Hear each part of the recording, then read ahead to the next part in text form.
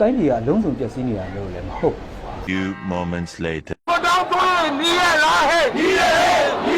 တရားမျှတပြီးလွတ်လပ်တဲ့ဒီမိုကရေစီစနစ်ကိုပြန်ပြီးတော့လိုချင်လို့ဖြစ်ပါတယ်ခင်ဗျာ ဟာဒီခန်းကိုဖျက်ဒီခန်းကိုဖျက် ခဏနေတော့ပုံမှန်ပြန်ဖြစ်သွားမှာပါတဘာကကျူးကျော်ရန်ဆောင်မှုမပြုတ်သေးသေးကြီးကတော့နိုင်ငံရေးကိုနိုင်ငံရေးအမြင်နဲ့ပဲရှင်းနေတယ်လို့ကျွန်တော်ထင်တယ်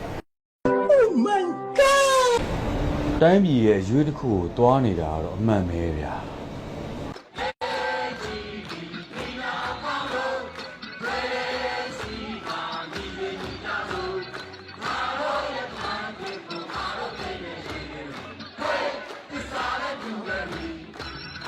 你表开的是个龙蛋个，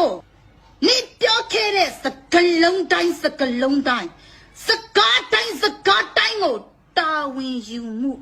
大文看目，别呢。 ဘာဖြစ်ဖြစ်အပြစ်ကြီးပြောနေတော့တာ ပျက်စီးအောင်မလုပ်ချင်လို့လေကျွန်တော်တို့အခုရွေးကောက်ပွဲလမ်းစဉ်ကိုရွေးထားတာ ဒီရွေးကောက်ပွဲကအတူရအောင်